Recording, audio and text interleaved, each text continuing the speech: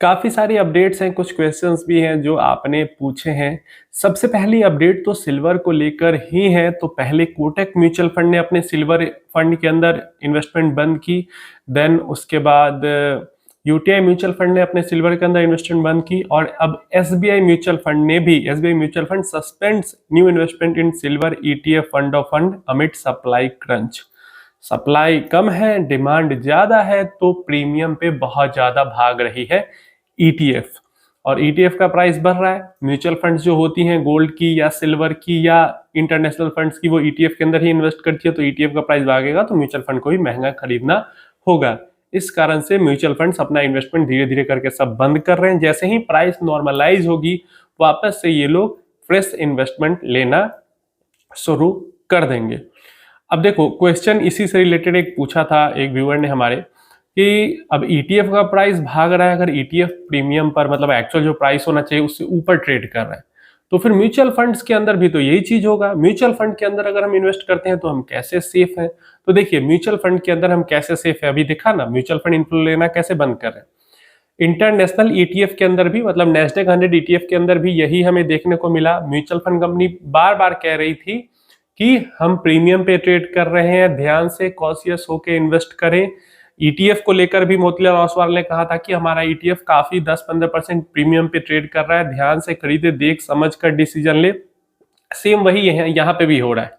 Gold के अंदर अभी उतना प्रीमियम पे ईटीएफ ट्रेड नहीं कर रहा है, इसलिए उतना वहां पे इनफ्लो को बंद नहीं कर रहे कंपनीज। लेकिन सिल्वर ज्यादा प्रीमियम पे ट्रेड, देखो 1-2% ऊपर नीचे होता है, इवन 3-4% तक भी ऊपर नीचे होता है, तो उससे कोई फर्क नहीं पड़ता। लेकिन जब 10-10% तक अगर ऊपर नीचे ट्रेड करने लगे, तो फिर म्यूचुअल फंड को भी खरीदने में मुश्किल होगी।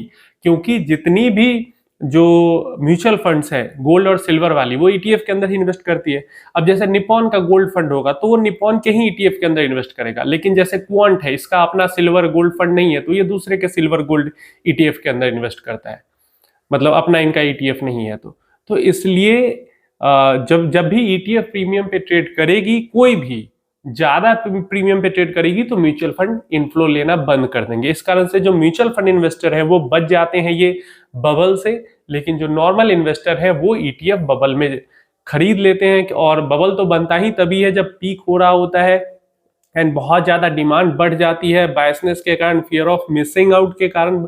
ऐसा नहीं है कि अब दोबारा मौका नहीं मिलेगा, लेकिन fear of missing out, FOMO हो रहा है। और फोमो हो रहा है तो एक दूसरे को देखकर और ज्यादा फोमो होता है, एंड इससे ये साइकिल की तरह काम करके बबल क्रिएट हो जाता है। तो सिल्वर को लेके ये चीज हो रही है। नेक्स्ट अपडेट भी इसी से रिलेटेड है।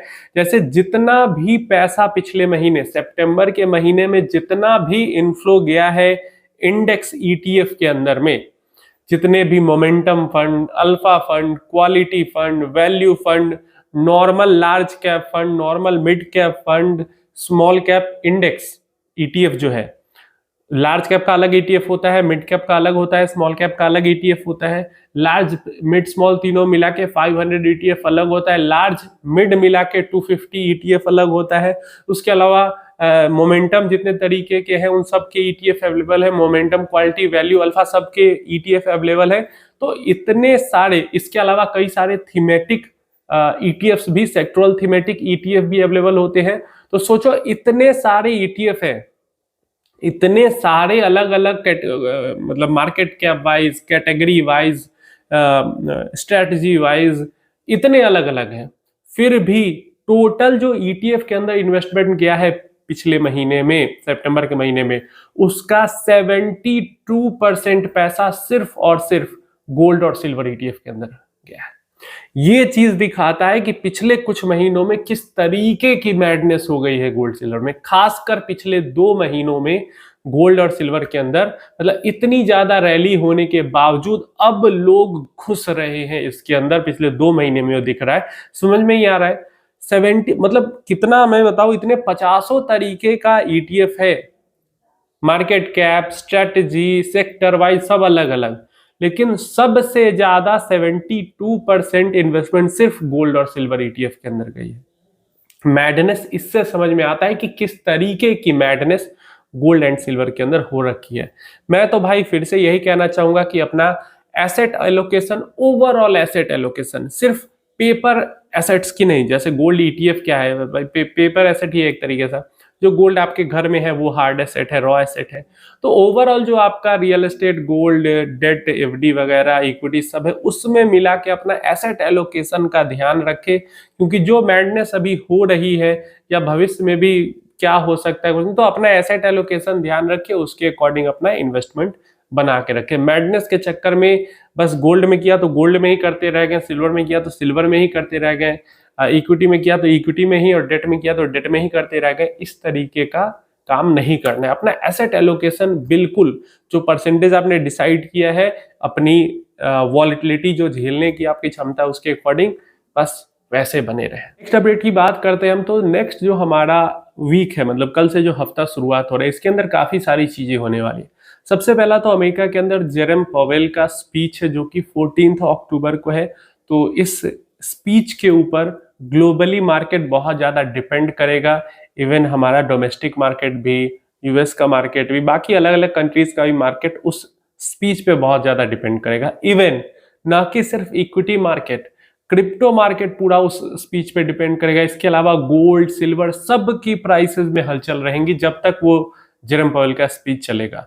तो वो बहुत ज्यादा महत्वपूर्ण होगा कि उसके अंदर वो क्या करते थे, लिक्विडिटी को लेकर क्या बात कर रहे हैं, रेट कट को लेकर क्या बात कर रहे हैं, इन्फ्लेशन को लेकर क्या बात कर रहे हैं, रिसेशन वगैरह को भी कुछ वो बता रहे हैं, उसके बारे में भी क्या। तो इन सब चीजों को लेकर हर एसेट क्लास के अंदर प्राइस बहुत ज्यादा फ्लक्चुएट करेगी, जितने भी मतलब इंटरनेशनल है वो भी, और इक्विटी तो हमारा डोमेस्टिक भी वॉलेटाइल रहेगा। तो पहला तो वो इंपॉर्टेंट है। इसके अलावा 13 तारीख को कंज्यूमर प्राइस इंडेक्स का नंबर आएगा इन्फ्लेशन का, कि कितनी महंगाई रही है, तो उसका नंबर आएगा। और उसके अलावा 14 अक्टूबर को, 13 को इन्फ्लेशन का नंबर कंज्यूमर वाले, और 14 तारीख को होलसेल इन्फ्लेशन का नंबर आएगा। तो इन दोनों नंबर्स के ऊपर भी मार्केट रिएक्ट करेगी कि इन्फ्लेशन बढ़ रहा है, घट रहा है।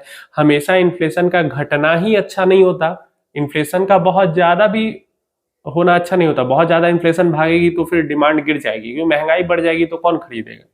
और बहुत ज्यादा गिर गई अगर इन्फ्लेशन, तो मतलब तब तो खत्म ही है कहानी, क्योंकि ग्रोथ ही नहीं होगी। तो इन्फ्लेशन एक मिनिमम 3-4-5% तक चलते रहना चाहिए। बहुत कम तो भी काम खत्म, ग्रोथ खत्म, और बहुत ज्यादा तो भी मतलब डिमांड ही खत्म हो जाएगी, बहुत ज्यादा महंगाई बढ़ जाएगी। तो मार्केट क्या नंबर्स आती हैं इसके ऊपर, मार्केट क्या रिएक्ट करेगा, वो भी बहुत, उसके कारण भी वॉलेटाइल हो सकता है। इसके अलावा कई सारी बड़ी बड़ी कंपनीज के रिजल्ट्स आने वाले हैं इसी हफ्ते, जैसे कि HCL टेक, इन्फोसिस, विप्रो, टेक महिंद्रा, LTI माइंट्री, एक्सिस बैंक, रिलायंस, इन सब जो बड़े बड़े निफ्टी 50 के कंपनीज हैं, इन सब का रिजल्ट अगले हफ्ते में आएगा।